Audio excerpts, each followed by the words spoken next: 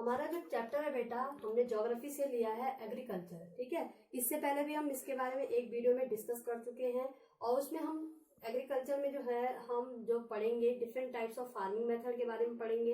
तो हमने इससे पहले जो हमने डिस्कस किया था वो था प्रिमिटिव सब्सिस्टेंस फार्मिंग के बारे में। ठीक है, प्रिमिटिव सब्सिस्टेंस फार्मिंग क्या होता है वो मैंने आपको बताया था कि प्रिमिटिव मीन्स होता है पुराने तरीके से, ऐसी फार्मिंग जिसको हम पुराने तरीके से करते हैं, पुराने टूल्स के जरिए करते हैं, उसमें कोई भी जो मॉडर्न इनपुट्स होता है वो यूज नहीं होता है। ठीक है, आज हम बात करने वाले हैं इंटेंसिव सब्सिस्टेंस फार्मिंग। अब हम दूसरा हमारा जो टॉपिक है इंटेंसिव सब्सिस्टेंस फार्मिंग के बारे में। ठीक है, इसमें क्या होता है ये हम डिस्कस करेंगे। फर्स्ट है, this type of farming in India is practice in areas where there is higher population pressure on land. ठीक है, इस तरह की जो फार्मिंग है यानी इंटेंसिव सब्सिस्टेंस फार्मिंग जो है ऐसी जगह पे की जाती है जहां पे बहुत ज्यादा पॉपुलेशन होती है। ठीक है, जहां पे लैंड कम होता है और पॉपुलेशन उस पर डिपेंडेंट जो पॉपुलेशन होती है वो ज्यादा होती है। ठीक है, हर कोई क्या करना चाहता है, उस लैंड पे बहुत सारे डिफरेंट टाइप्स ऑफ जो क्रॉप है वो ग्रो करना चाहता है, चाहे वो किसी भी तरीके से हो। ठीक है, सारे जो मॉडर्न इनपुट्स यूज करके वो करना चाहते हैं। ठीक है, सेकेंड है, it is a labour intensive farming. ये जो क्या है, ये जो इंटेंसिव सब्सिस्टेंस फार्मिंग जो है वो क्या है, लेबर इंटेंसिव फार्मिंग है, यानी कि इसमें बहुत ज्यादा लेबर की हमें जरूरत पड़ती है। थर्ड है, farmers use modern input for higher production. और फार्मर्स क्या है, जितने भी मैंने आपको बताया, क्योंकि लैंड हमारे पास लिमिटेड है और हर फार्मर क्या चाहता है, ज्यादा से ज्यादा प्रोडक्शन करना चाहता है, तो वो क्या करता है, ज्यादा से ज्यादा प्रोडक्शन पाने के लिए वो क्या करता है, सारे मॉडर्न जो इनपुट्स हैं वो यूज करता है, जिससे कि उसको हायर प्रोडक्टिविटी मिल सके। ठीक है, फोर्थ है, in India intensive subsistence farming is very common because it is a populace country. ठीक है, अब इंडिया जैसे वास्ट कंट्री में और इंडिया जैसे पॉपुलस कंट्री में जो इंटेंसिव सब्सिस्टेंस फार्मिंग है वो कॉमन है। ठीक है, क्योंकि यहाँ पे लैंड लिमिटेड है और उस पे डिपेंडेंट जो लोग हैं वो ज्यादा है। ठीक है, तो हर कोई उसको करना चाहता है। ठीक है, कॉमन है ये। फिफ्थ है, right of inheritance let the reduction of per capita availability of land holding. अब क्योंकि क्या है, right of inheritance, right of inheritance का मतलब होता है बेटा कि क्या होता है, जो वंशवाद हमारे पास हमारे उसमें होता है, हमारी सोसाइटी में होता है कि क्या होता है, मान लीजिए, जिसको मैं आपको एक एग्जाम्पल के थ्रू आपको बताती हूँ क्या किस तरह से आप समझोगे। मान लीजिए एक फार्मर है, अब फार्मर के पास क्या, फार्मर के 4 बेटे हैं और फार्मर के पास क्या है, 4 खेत हैं। ठीक है, अब जब तक तो फार्मर था, ठीक है, वो सारे जो बच्चे थे उसके साथ ही खेती बाड़ी करते थे, अलग अलग चारों खेतों में वो अलग अलग टाइप की जो फार्मिंग क्रॉप थी वो ग्रो करते थे।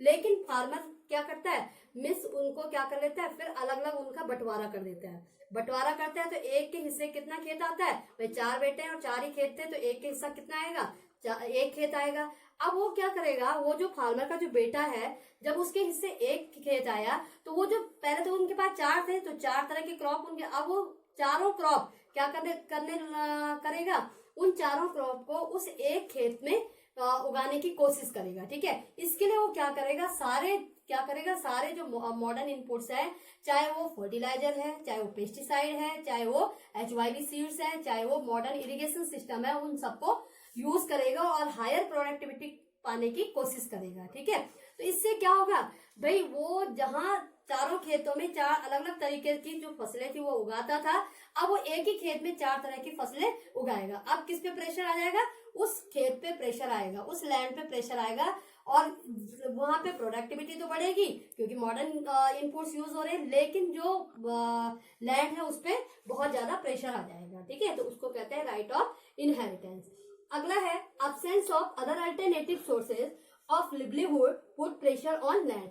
अब क्योंकि आपको मालूम है गांव में कोई क्या है, फार्मिंग के अलावा और कोई रिसोर्सेज नहीं होते हैं और कोई अल्टरनेटिव सोर्सेज नहीं होते हैं, जिससे कि जो फार्मर है खेती के साथ साथ अदर जॉब को भी कर पाए। ठीक है, अब क्योंकि उनके पास कुछ नहीं है तो इसलिए वो क्या है, अपना लिवलीहुड चलाने के लिए, अपना जीवन चलाने के लिए क्या है, खेती बाड़ी ही करते हैं, चाहे उनके पास कितना भी छोटा प्लॉट हो, उसी पे सारा क्या करेंगे, मॉडर्न इनपुट्स यूज करेंगे और वो उस पे प्रोडक्टिविटी करेंगे। लेकिन इससे क्या आता है, जो लैंड है उस पे वो उस पर प्रेशर आ जाता है, ठीक है। प्रोडक्टिविटी तो मिलती है लेकिन लैंड पे क्या हो जाता है, प्रेशर आता है। तो ये आप समझ गए होंगे हमने किसके बारे में बात की, इंटेंसिव सब्सिस्टेंस फार्मिंग के बारे में, ठीक है।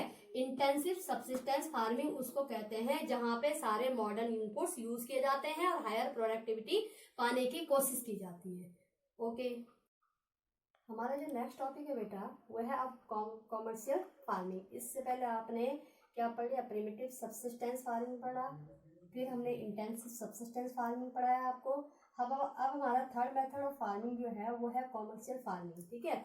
तो फर्स्ट पॉइंट है the agriculture practice on a large scale by using modern technology to earn a good income, ठीक है। ये जो फार्मिंग है, जैसे आपको नाम से ही पता लग रहा है, कॉमर्शियल मीन्स होता है जिससे हमें क्या मिलती है, कुछ इकोनॉमी मिलता है, कुछ पैसा मिलता है। ऐसी फार्मिंग जो पैसे के लिए की जाती है, ठीक है।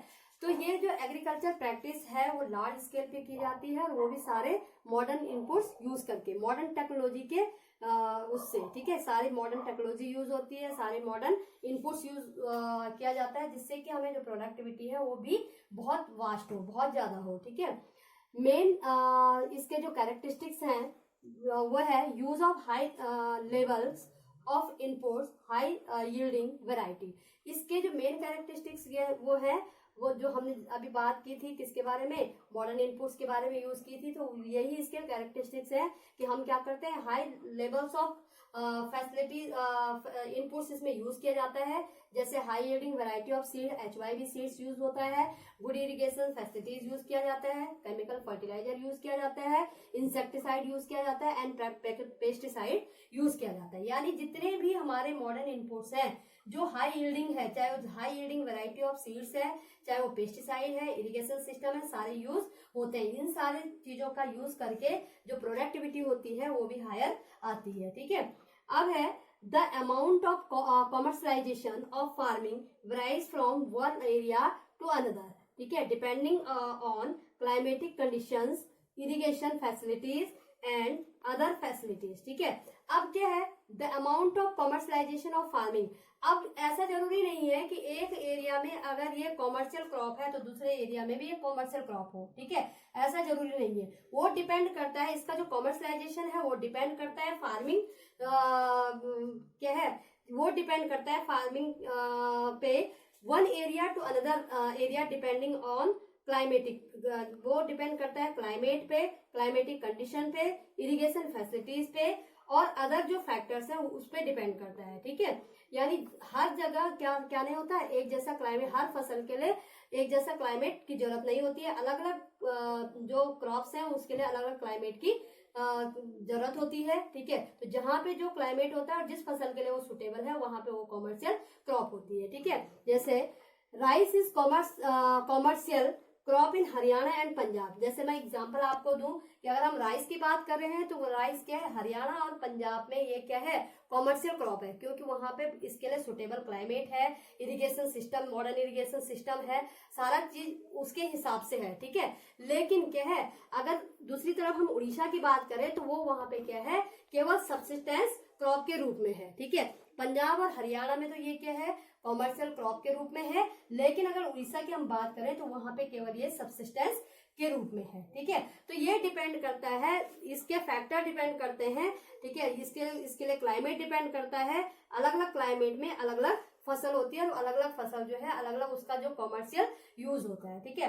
तो ऐसी फार्मिंग, ठीक है, जो हमें क्या देती है, पैसा देती है, जिसको हम मार्केट में बेच सके, बहुत सारा प्रोडक्शन हमारे पास होता है तो हम मार्केट में बेचते हैं उसको, तो वो हमारी इकोनॉमी को बढ़ाती है, ठीक है। और ये स्पेशली किसके लिए किया जाता है, ये ऐसी फसलें केवल मार्केट के लिए की जाती हैं, ठीक है, जिससे कि हमारी अर्निंग हो सके। हाँ तो बच्चों हम कॉमर्शियल फार्मिंग के बारे में बात कर रहे हैं। तो अगला हमारा जो है कॉमर्शियल फार्मिंग में सबसे पहले आता है आपका प्लांटेशन, ठीक है।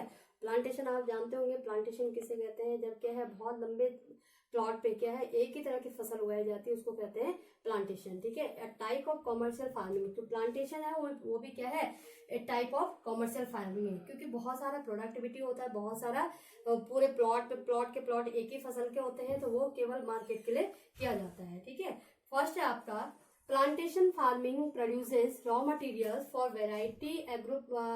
Various agro based industries. ठीक है, जो प्लांटेशन फार्मिंग है वो प्रोड्यूस करती है रॉ मटेरियल को क्या है, अलग अलग एग्रो बेस्ड इंडस्ट्रीज के लिए। एग्रो बेस्ड क्या होती है, जो एग्रीकल्चर बेस्ड जहाँ पे रॉ मटेरियल चाहिए होता है उसके लिए क्या है, अलग अलग इंडस्ट्री में ये अपना जो रॉ मटेरियल है वो सप्लाई करती है। ठीक है, in this type of farming single crop is grown on a large scale. जैसे मैंने आपको ये बता ही दिया है कि जो प्लांटेशन की डेफिनेशन मैंने अभी आपको बताया था कि प्लांटेशन क्या होता है, ये इस तरह की जो क्रॉप होती है, इस तरह की जो फार्मिंग होती है वो एक सिंगल क्रॉप उगाई जाती है, वो भी लार्ज स्केल पे। ठीक है, using capital intensive inputs with the help of migrant labourers. ठीक है, अब क्या है, इसमें क्या किसका यूज किया जाता है, कैपिटल इंटेंसिव, यानी कि ऐसे कैपिटल जो कैपिटल इंटेंसिव होते हैं, ऐसे मॉडर्न इनपुट्स यूज किए जाते हैं जिसमें पैसे की बहुत ज्यादा जरूरत होती है, सारे बहुत ज्यादा क्या होते हैं, कॉस्टली इनपुट्स होते हैं,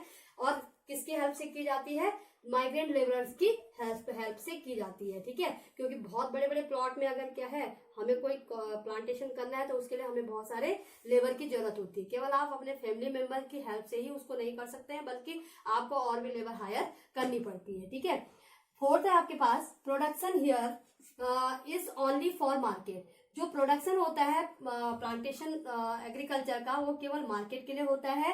a good network of transport, इसके लिए इसके साथ साथ हमें क्या भी चाहिए, गुड नेटवर्क ऑफ ट्रांसपोर्ट, यानी आपके पास प्रोडक्शन तो आ गया लेकिन आपके पास ट्रांसपोर्ट की सुविधा, उसको मार्केट तक पहुंचाने के लिए ट्रांसपोर्ट की सुविधा भी होनी जरूरी है। Is only for market a good network of transport communication, साथ ही साथ कम्युनिकेशन सिस्टम भी होना चाहिए, प्रॉपर मार्केट भी होना चाहिए, आर रिक्वायर्ड। ये सारी चीजें हैं, यानी कि एक मैंने आपको बताया ट्रांसपोर्ट, दूसरा मैंने आपको बताया कम्युनिकेशन, तीसरा मैंने आपको बताया मार्केट। ठीक है, ये सारी चीजें इसके लिए रिक्वायर्ड है, यानी ये सारी चीजें ही इसके ग्रोथ में हेल्प करती हैं। ठीक है, फिफ्थ है, well known plantation crops R T in Assam and coffee in Karnataka. ठीक है, जो जानी मानी जो प्लांटेशन क्रॉप है, सबसे जो प्लांटेशन क्रॉप जो इंडिया में जानी मानी है वो क्या है, टी है आसाम की, और कॉफी है कर्नाटका में। ठीक है, तो आई होप आपको ये सारे जो जितने टॉपिक है वो आपको क्लियर हो चुके होंगे, और इसके बेटा आप टॉपिक वाइज नोट्स भी बनाओगे और उसको फेयर कॉपी में भी करोगे और इसको रिवाइज भी करोगे। Thank you.